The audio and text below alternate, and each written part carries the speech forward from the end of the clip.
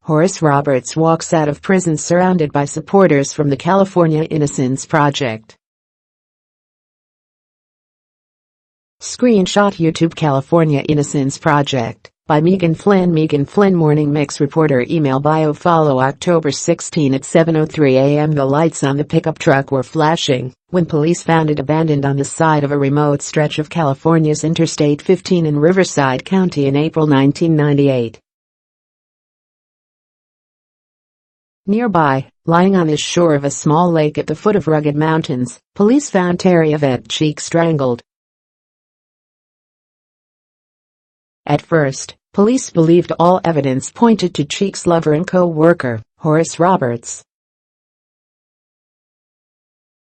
The truck parked at the scene was his. The Loris wristwatch found next to Cheek's body appeared to be his too. And when police confronted him about his secretive affair with Cheek, a married mother of two, he lied to cover it up.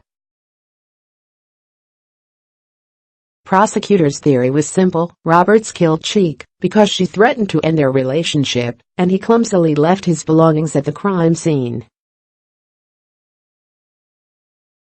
What is more compelling than Roberts' watch that's found next to the murdered woman's body? A Riverside County prosecutor said during closing arguments in July 1999. There's nothing more compelling than that. Terry Yvette Cheek, Riverside County District Attorney's Office. But, as the California Innocence Project would find years later, there was something more compelling. The wristwatch didn't belong to Roberts. And Roberts wasn't the one driving his truck. Roberts was fully exonerated Monday after spending nearly 20 years in prison for second-degree murder. At a news conference Monday, the Riverside County District Attorney's Office revealed that DNA testing led investigators to the two suspects prosecutors now believe are responsible for Cheek's killing: her husband, Googie Harris, and her nephew, Joaquin Leal.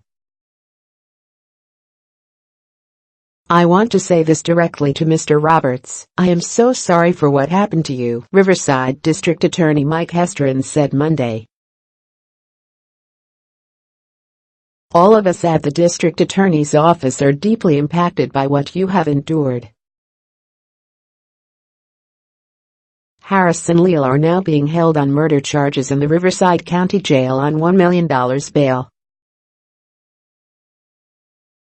Defense attorneys for the men could not be immediately located. Court records do not list attorneys for either. Justin Brooks, director of the California Innocence Project, said Roberts was the victim of a setup by Cheek's jealous husband, who he believes fabricated the evidence that led police directly to Roberts.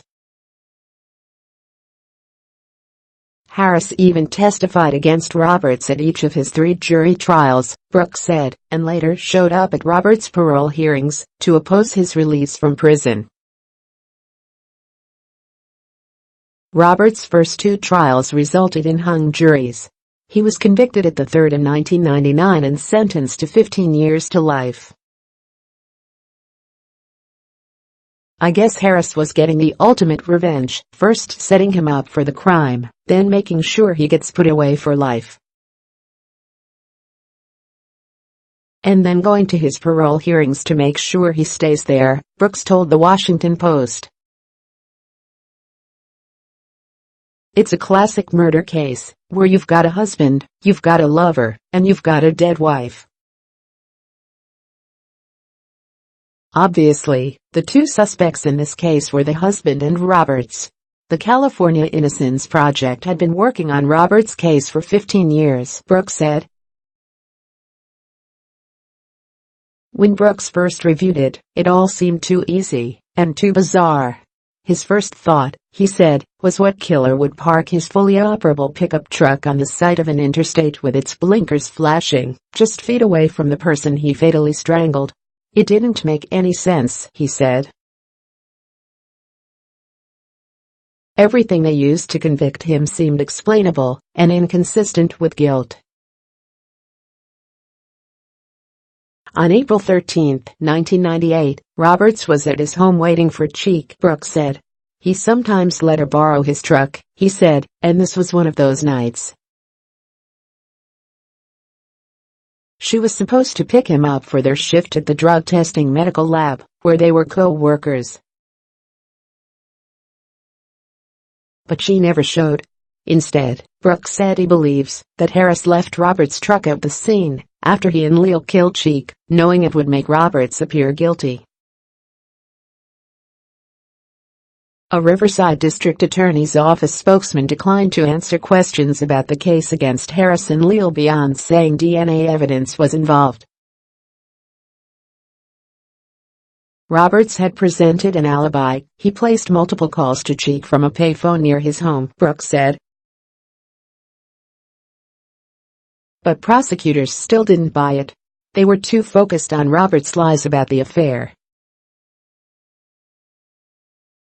It gets twisted into the belief that he's covering up a murder, Brooks said. Finally, the California Innocence Project had its first breakthrough when it tested DNA found on the wristwatch. It had been a big kink in the case, Brooks said, because Roberts initially acknowledged owning the same type of Horace watch found at the scene, only to later insist it wasn't his. The DNA results in 2013 bolstered Roberts' denials. Based on the results, the watch appeared to belong to Harris's son.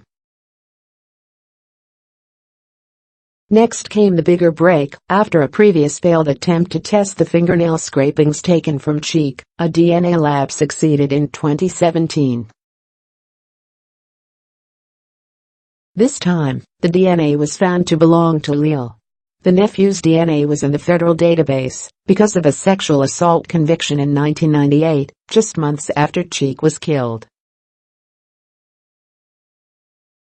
Leal was living with Harris and Harris's new girlfriend at the time, Brooks said, and was convicted of orally copulating the woman's child while she was unconscious, according to criminal court records. When the California Innocence Project presented all the new DNA evidence to the district attorney's office this spring, prosecutors ultimately decided to dismiss all charges. They agreed to declare him factually innocent Monday. Brian Sussman, the retired Riverside County prosecutor who tried Roberts for murder all 3 times, told the Press Enterprise that the grave mistake was a prosecutor's worst nightmare. "I thought we were doing the right thing," Sussman said of the circumstantial evidence he presented. "I am sorry from the bottom of my heart. It should have never happened." Roberts has been out of prison for a little over a week and is now in South Carolina living with his family, including his wife who had stuck with him since the time he was convicted, and his 3 children, all now adults. The California Innocence Project greeted him at the prison gates on the day he walked free and filmed Roberts as he threw his prison clothing and shoes into a trash can. They gave him a new sweater, one that has XONR83 imprinted on a California license plate. And as they were pulling away, they gave him a bottle of Pepsi to drink in the car. He took a long, satisfying sip with the kind of enthusiasm reserved for commercials, only that it was clear he wasn't acting. "This is what I love most," Roberts said as he screwed the cap back on. "This is what I miss more than anything, is my freedom." More from Morning Mix. Trump's bizarre White House painting. What a beautifully crafted piece of narcissism, cracks Jimmy Kimmel. Nicole Kidman says that being married to Tom Cruise was protection from sexual harassment. Jeff Sessions attacks judges thwarting Trump agenda. Blasts order for Wilbur Ross deposition.